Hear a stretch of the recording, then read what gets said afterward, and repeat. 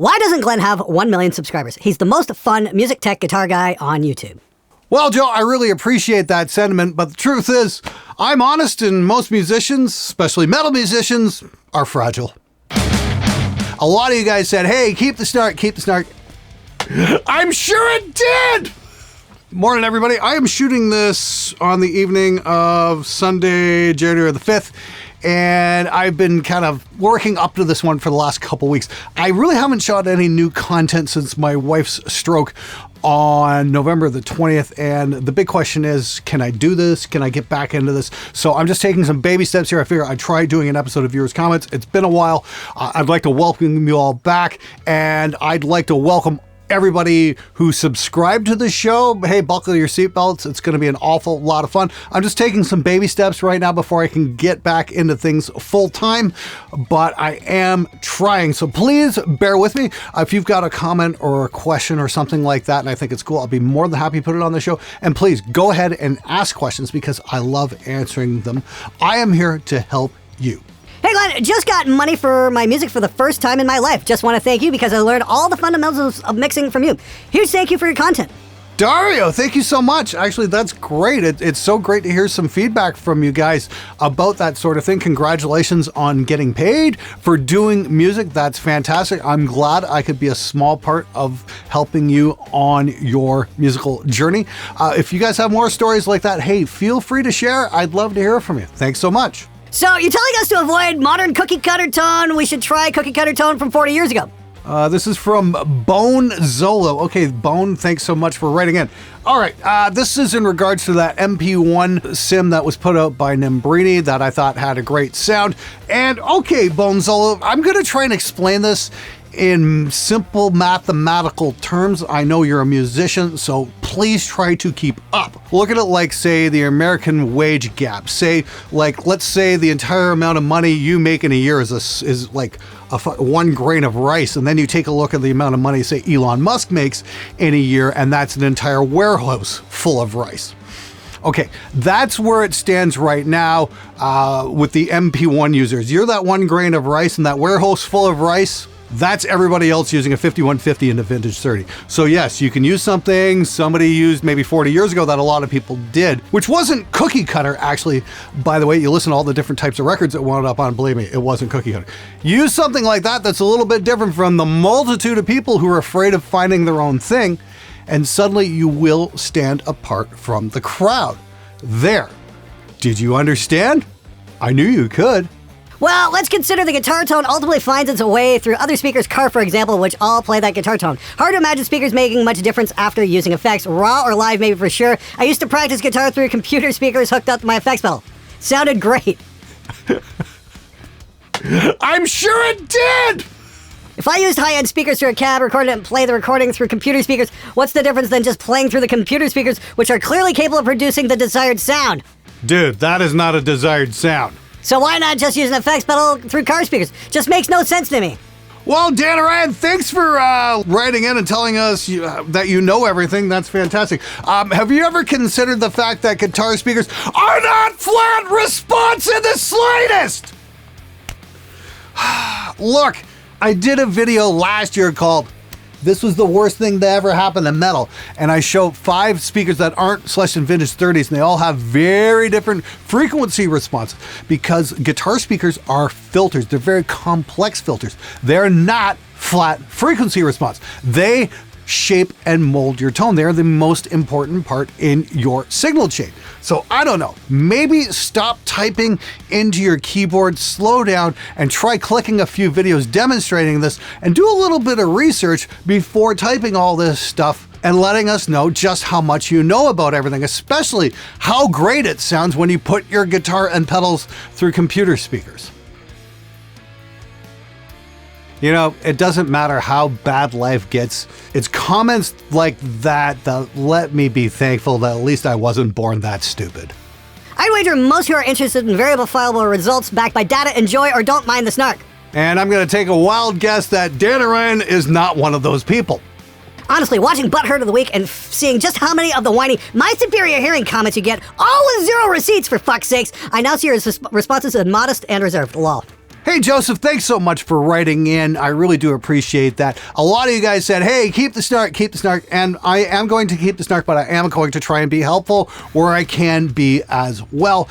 Like I said, you guys have been there for me when I needed you the most. You've been hitting the playlist. Please keep doing that, by the way. It'd be a huge help. And just giving me time to spend with my wife when she needs me the most. And for that, I'm absolutely grateful. Anyway, moving on here. I had an interesting comment about the whole thing with my superior hearing, all with 0 receipts, for fuck's sakes. Check out this next comment.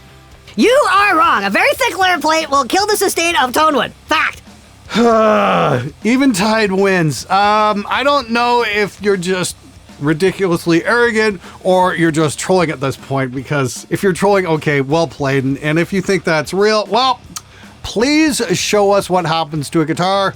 I mean, solid body electric, of course, when it's raw wood and when you put too much paint on, killing the quote-unquote tonewood. I'd be very interested in watching that demo. In fact, I'm sure a lot of people would be. But we all know you just pulled that statement out of your ass. Just a little reminder, guys, if you haven't hit the subscribe button already, please do. I'd greatly appreciate it. It would be a tremendous help to me in this very difficult time I'm going through in my life. And seriously, if you want to help, all you can do is press play and press the playlist and make sure you subscribe. Anyway, moving on. Glenn, I want to ask you about something a little personal. You've mentioned before taking anger management classes. I was wondering what your experiences were like with them and if they helped. Honestly, I've had problems with my anger my whole life and it is only getting worse. And I need to do something about it so I'm not miserable forever. Thanks, and I hope you and your wife are doing well. Hey, thanks, Nathaniel. I'm so glad you asked this, actually, because I think this might actually give me a chance to do some real good in somebody's life, for one thing.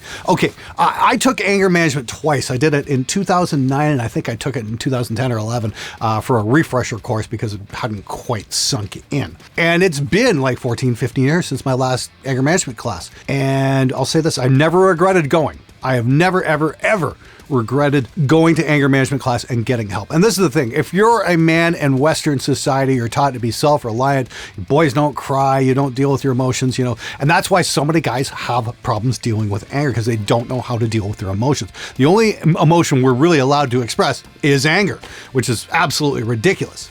Happiness too, but we're allowed to either be happy or angry, but we're never allowed to be sad, even though that's a huge spectrum, part of the spectrum of human emotion.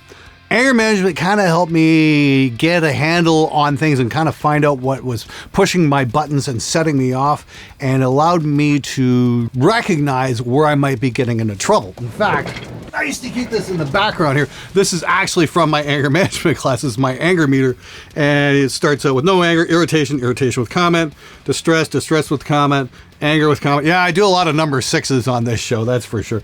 Number 10, rage with assault. Yeah, never quite got that far, but it sure came close. And I figured out, my way to avoid that kind of thing is just to disengage. It drives my wife insane if I find myself getting out of control. I'll just walk away, go do something else for 5-10 minutes. That's the trick. Go do something else if you find yourself getting angry, and then come back to it once you've calmed down, and suddenly the thing that really pissed you off doesn't seem all that important anymore. That, and I found out a huge problem. The reason I was so pissed off all the time was I absolutely fucking totally despised my job on a fucking instinctual level, working at Chrysler, working on an assembly line, because guess what? Human beings aren't built to do that. And turns out I really, really, really, really, really fucking hated working there, and just refused to acknowledge that because I had no way out at the time. And so the fact that I get to do YouTube for a living, and that got me out of that situation, improved my life immeasurably, and I am so grateful to every single one of you guys for hitting the subscribe button and watching the show. Thank you from the bottom of my heart. That got my wife out of her shitty job, that got me out of my shitty job, and that allowed me to spend the last 5 years of my life with my wife not angry in such a fundamental way. So thanks again. Nathaniel, my suggestion is this. Yes, if you're wondering if you should get help, yeah, go do it. There's no shame in asking for help. Chances are you're going to meet a lot of people who are dealing with situations very similar to what you're going through. You're not alone, and there is no shame at all in asking for help. Not once. Don't feel bad. It doesn't mean you're weak. It just means you're smart enough to recognize you might not have all the answers, because frankly, they don't teach this shit in school. I wish you the best of luck, Nathaniel. Thanks again for reaching out, and let me know in 6 months how you make out. Just remember, getting hold of your emotions is like learning an instrument. It takes practice. Okay, guys, instead of doing Butthurt of the Week, I thought we'd do something, just in the interest of helping me keep my sanity. We're going to do the Feelgood comment of the week. As a general rule, I tend to assume that 90% of what I read or watch online is complete bullshit, and that the remaining 10% is most likely over-exaggerated. But in all honesty, I've never doubted Glenn's sincerity once, and it's never steered me wrong. I made a few purchases based off his reviews, and they were all spot on, and my studio's the better for it. Thanks, Glenn! Well, hey, Ryan, thank you so much for writing in again. That's our Feelgood comment of the week, and yeah, that does make me kind of feel warm and fuzzy inside, so thanks. Again, having a bit of a rough time, so I thought I'd try doing something positive with the show, mostly that is, for a change. So yeah, hey, here we go. I'm glad I could be helpful. I'm glad you like my recommendations. And again, this all comes from a guy who literally hated his fucking day job and worked there so I could finance my own studio and made some mistakes along the way. And all I'm doing is keeping that in mind when I review gear on the show. How is this gear going to help you achieve your goals? That's the underlying theme of this show, and I don't pull punches when it comes to calling out bullshit. So if you're interested in that sort of thing, stick around. It's going to be an awful lot of fun this year. Hey Glenn, I don't know if you see this, but I have questions regarding preamps and audio interfaces. I have the Steinberg UR12 interface, and I've been using it for a while, but I've recently been gifted this preamp and I want to use it. Can I plug a balanced 1/4-inch cable from the preamp into that high Z input on the interface to get the desired outcome? Thanks heaps. That was actually a Facebook message, or that was over Instagram or something. Somebody said that to me. All right. Hey, I'm looking up the Steinberg UR12 here, and I don't know, man. It looks like we've got an onboard mic preamp, which is probably absolutely fine, and you've got a high Z input. I don't see anything about line input. And that's the thing. If you're going to come out of another mic preamp, you're going to want to go into a line input. That high Z is for guitars at guitar level, so that's a much more high impedance input. I don't know if your interface is right for that preamp. You might have far better results using, say, like a Focusrite 2i2 or something like that instead. Great thing is you can get a lot of really great interfaces for dirt cheap, especially, say, like on your Facebook Marketplace or local classifieds, Craigslist, anything like that. Take a look and see what has some line inputs. You'd be surprised what you can get. You can get multiple channels for absolutely dirt cheap these days. Definitely worth taking a look. I wouldn't screw around with that high Z input. I think you're going to be sorely disappointed. I could be wrong, though. If anybody else is using that interface and can use it as a line input, leave a comment. Let us know. Ha ha! Our sex witches. That never gets old. Favorite YouTube moment number 5. Oh, wow, that's going back to Stupid Musician Text episode number 6. Man, yeah, I remember that. That was about a black metal band. They left an ad recruiting for band members and sex witches. I've often wondered how that worked out for those guys, if they ever got a band off the ground, and if any girls ever read that and signed up saying, ooh, I want that. I'm going to take a guess that was written by a bunch of guys who took their metal way too seriously and never actually kissed a girl in their lives. At least that's what I'm guessing. That's how it read. Anyway, I definitely recommend checking out the Stupid Musician Text playlist. There's a lot of amazing stuff in there, and I should really resurrect that series later on this year as well. I'm going to have to start a request for that. I think I got a mailing list somewhere about that, about signing up Stupid Musician Text. If that's a show you guys would like to see return, let me know. And if you've got some Stupid Musician Texts, I'm going to try and set something up where you guys can mail those to me or something like that. I think that'd be really fucking cool. Anyway, moving on. Have you got paid from Jeff Tate yet? Oh, yes, the old Jeff Tate's version of Queensrÿche. Oh, wow, that's a good question, Fuzzbox. Now, here's the thing. Jeff Tate wasn't the guy paying for those sessions. It was Cleopatra Records. And I'm not going to mention any names or whatnot. And I had mentioned I'd mixed one of those Queensrÿche tracks for Cleopatra. And I had a friend of mine who's in the industry. He just kind of faced while he's like, oh, fuck, not those guys. Cleopatra is notorious for not paying their engineers. And that's the hilarious thing, because I actually had somebody reach out to me after I put that video out detailing my whole experience and debacle. Honestly, this is one of the things that turned me off from working with labels. And he reached out and he was working on a record for a band a lot of people know about. And again, I'm not going to mention names, so I don't want to get anyone in trouble. And he's like, hey, I got this mix session coming up with this very popular band, and they're signed to Cleopatra. Should I be worried? And I'm like, fuck yes. And the great thing was, he wrote back to me a couple months later. He's like, fuck, man, you were right. They took the record and ran. I still haven't got paid. So yes, if Cleopatra approaches you about mixing one of their projects, I think there should be a 2-word response to them. And that is, fuck off. I had a PV Valve King and I hated it. Well, Jeffrix, I'm going to take a wild guess you never tried plugging in an extension cab with good speakers into that PV Valve King. It never ceases to amaze me how great shitty amps can sound when you plug them into good speakers. Try that before you pass judgment, because I guarantee the reason you hated that Valve King was because of the shit-ass speaker that it shipped with. I know you're busy, but if you're not too busy, could you recommend preferably a rack mount reverb to replace the spring circuit in my Fender Stage 112 SE custom 2 speaker cabinets? Gonna need 2X, one for right amp, one for left amp. I'm doing true stereo, so nothing extravagant. Well, I've got a couple of particular favorites. Actually, you know what? You can find some older Lexicon digital units on your local classifieds for like a couple $100. That'll probably do absolutely fine. And you can run that in stereo as well. Shouldn't be a problem. The old Yamaha SPX 90s, the XPX 900s and the 2000s, they're fantastic sounding rears. I don't know if they do springs very well, but they sure sound great on drums, that's for sure. I got a couple of those units I'm going to do a piece on at some point. There's a ton of old reverbs kicking around you can probably find on your classifieds that will do the job absolutely fine. Good luck, Snap Off. Thanks for writing in, dude. 5150s and vintage 30s aren't why everyone sounds the same. It's plugins. Everyone in the 80s used Marshall JCM 800s, but no one could ever confuse Metallica for Rat or Megadeth for Winger. Well, Mr. Of Jagged Writings, thank you so much for writing in with your shared wisdom. Unfortunately, you completely missed the boat there. 5150s and vintage 30s are why everybody sounds the same. Here's the thing, back in the 80s, everybody used Marshall JCM 100s. While those were popular, here's the thing, Metallica recorded with Mesa Mark II C++, Rat did use Marshalls, Megadeth actually used Rockmans. If you listen to like Peace Cells and whatnot, that definitely has Rockman screaming all over the place. Or maybe it was So Far So Good So What. And Winger used the 80A MP1. So I don't know, maybe do your homework before writing in something like that, acting like you know what the hell you're talking about. Again, I've got no problem with questions. I've never ever seen a stupid question, but man, have I ever read some stupid statements in my life. Hey Glenn, I know you're a very busy man and much love and support for the situation. Thanks very much, dude. Want to know an idea up? I saw you wear your Kaya shirt and quite a bit I've heard you mention Fu Manchu. Yes, brilliant live band. A lot of fun.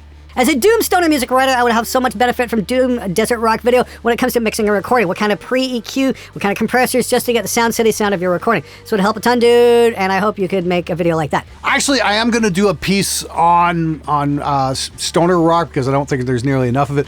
I actually recorded some stoner rock drums when I was in Sweden at Ulf Blomberg's studio. We actually recorded the tape. That was really cool. I just got to cook up a riff. I was working to get all started on that, and then, yeah, life goes to hell. So it's on the list, just bear with me. But I will say this, if you're looking for a cool Kaius type guitar sound, go look for an old TubeWorks Moss valve amp, because that's what Josh Homme used on the Kaius records.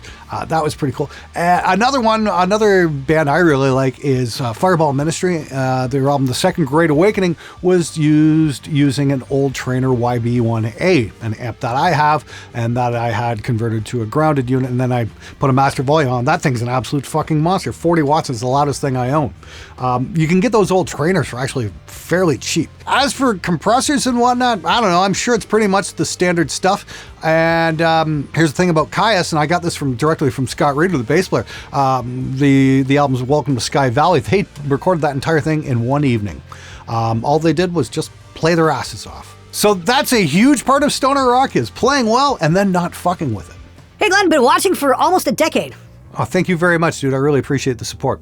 I recently picked up a 5150 Iconic and I love it. However, I'm wanting to steer away from V30s, and I have an X pattern with the DV77s for an Eminence. I'm tired of that typical V30 hiss, but that might be on the iteration of the V30 I have. I'm thinking about creambacks, but I'm not sure. Would love to hear your opinion on what might pair better with the DV77s.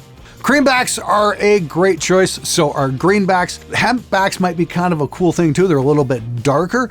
A couple more suggestions, Mojotone BV30Hs, but if you're looking for something bright, but it's not going to sound like a vintage 30, I definitely recommend the Hesu Demons. You can also take a look at some Jensen Raptors. Those are all going to be great choices as well. I've got a few more speakers on my list that I want to check out this year. Some of the Scumbacks, and what is it? I think a Weller or something like that. There's another brand I really want to check out as well. I got them written down somewhere. I got this big list of speakers brands I want to try out. And if you guys got suggestions for speaker brands I should be checking out, again, I'm always interested in checking things out. I'm putting a list together. So yeah, I want to hear from you. You got something you want me to put on the show? I'd love to take a look. Thank you very much. Just a kid receiving survivor benefits after my pop died. Bought the MP1 and a JCM 900. I never got it to sound good because I had no idea what I was doing. Sold it to a local shredder for pennies on the dollar. Sure wish I knew of the value of keeping my gear for life. Dude, I'm so sorry for your loss. I'm as somebody who's going through a tragedy right now. Yeah, I kind of get it, man. It really does suck. Here's the thing, yeah, with that MP1, you know, if you had plugged it into your JCM 900's effects loop, it probably would have sounded absolutely ferocious. Again, if you've got something that you don't like the sound of, you know, Ola figured this out years ago with like the Boss Metal Zone pedal. Yeah, everybody hated the sound of it until you start plugging it in to an amp's effects loop. And then all of a sudden it sounds great. It really just depends on where you plug it into on the amp. So never be afraid to try experimenting with what you have. And that sucks that you gave up that MP1. Yeah, it's an absolutely killer piece of gear. And for those of you guys who are looking for something maybe a little unique out there, yeah, go check out, see if you can find an MP1 on the used market. It's absolutely stellar. That snare is cracking. I love that sound. Reminds me of the snare on Operation Mindcrime, which is one of my absolute favorite albums with regards to tone, mix, production, everything. Once again, back on that MP1 sim review, and you're talking about that mix that was playing right here.